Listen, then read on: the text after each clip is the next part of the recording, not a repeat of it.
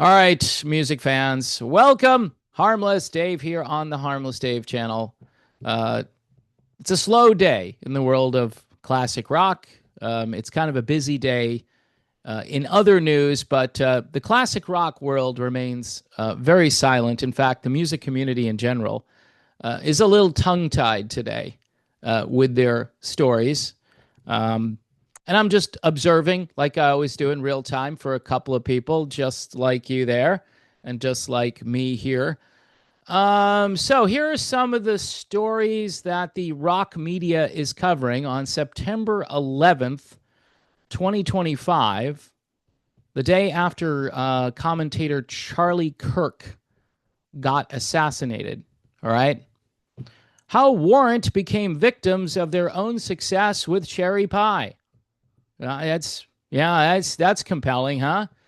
Boston albums ranked worst to best. I wonder, was it Corporate America? I wonder if they'll put that first. I mean, the debut has got to be best. So shut up if it's not. I'm not even going to look at the list. How Firehouse launched their career with their hit debut record.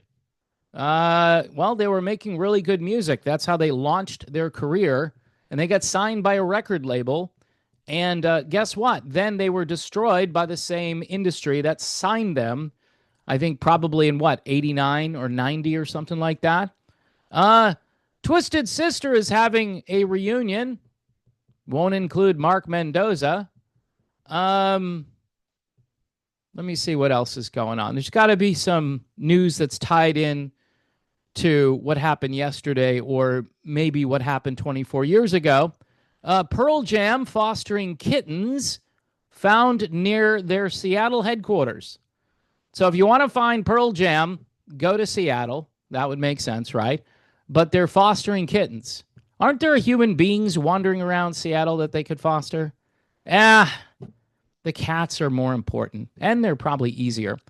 Good news for Elton John fans who also love UK soccer. All right, so good news. If you like UK soccer and you're an Elton John fan, there's some kind of breaking news story. The Doors' Robbie Krieger reveals guests joining him for the 60th anniversary show. Keep in mind, the Doors are still without Jim Morrison, right? They've been without Jim for quite some time. And was it Ray Manzarek, too? MIA for a bit now. Again, they're reporting about the Twisted Sister anniversary. Apparently, it's their 50th. That's a big deal. We're going to celebrate 2 songs, and then that'll be it. Good night. Thanks for coming. And so those are some of the stories that are being covered today, September 11th, 2025. Now, you're going to say, well, Dave, this is the rock media. At least they're staying in their lane.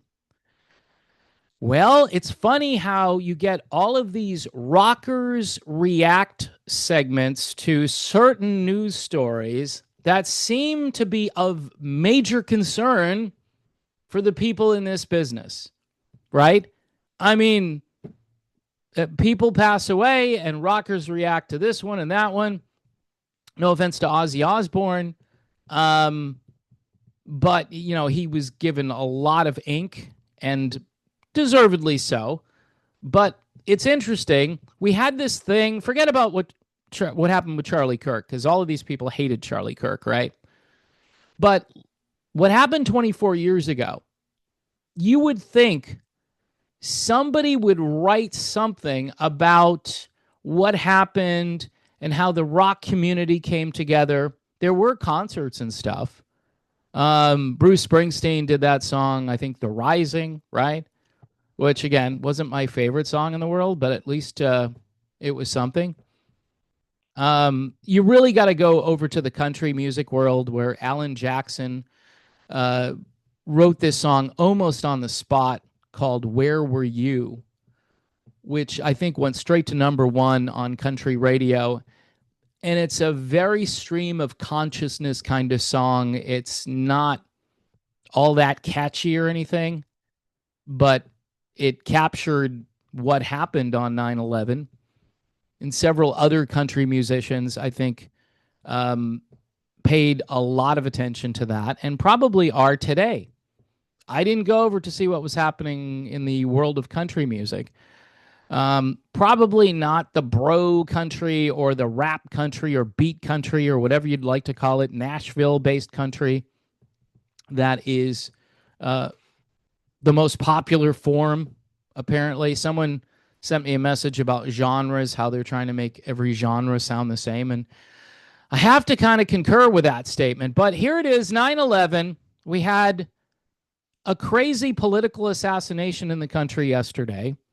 And we had this major event happen 24 years ago, which really defined a generation of people and changed the country forever.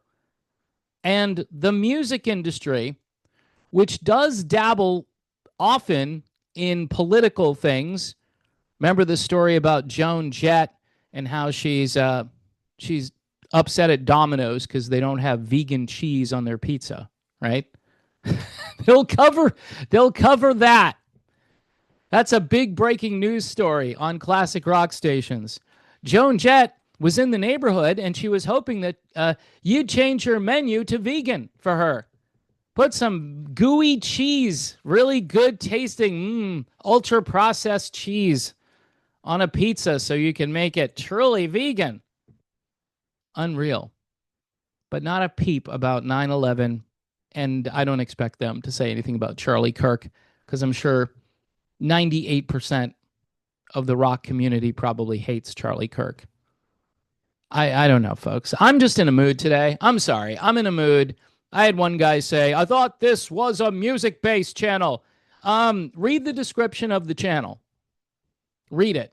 I can talk about anything I want to. That's the benefit of not just being the music observer. I thought you were no, I'm the fake music observer. You know, all the crap I got for that, right? You're not harmless. No matter what you do, the hate, it pours in. But you know what? Nothing compared to the hate that obviously is the catalyst for what happened to Charlie Kirk yesterday.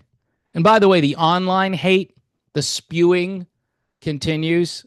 People celebrating his departure from planet Earth. For the love of God, can you at least acknowledge 9/11? Can you acknowledge that event? Or, I mean, next year it'll be what? The 25th anniversary. And maybe that will be more important to some people, but no matter how many years go by, and if you were alive and you lived through that event, it should have changed your life. And it changed this country, not for the better. Not for the better.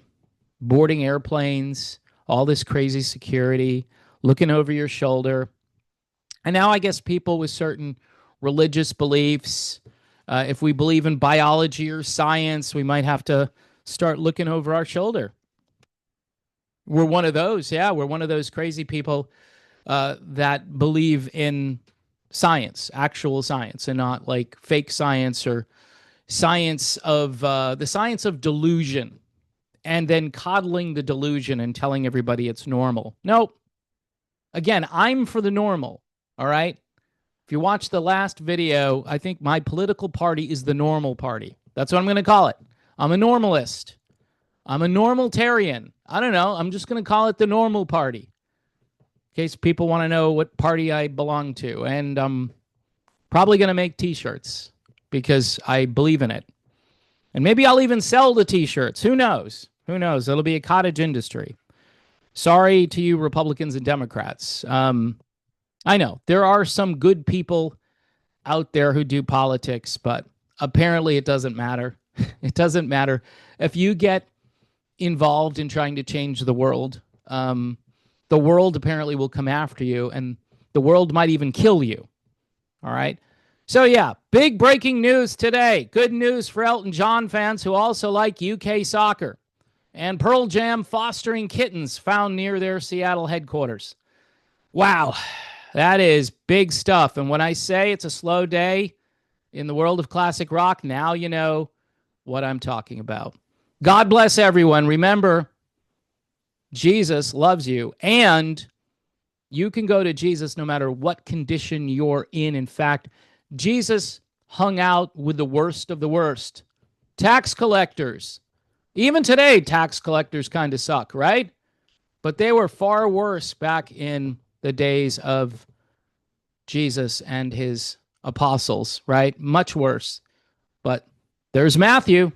Matthew was a tax collector, formerly the man known as Levi, formerly the artist known as Levi, kind of like Prince, right? All right, people. Anyway, Jesus has got you covered, and he's our only hope.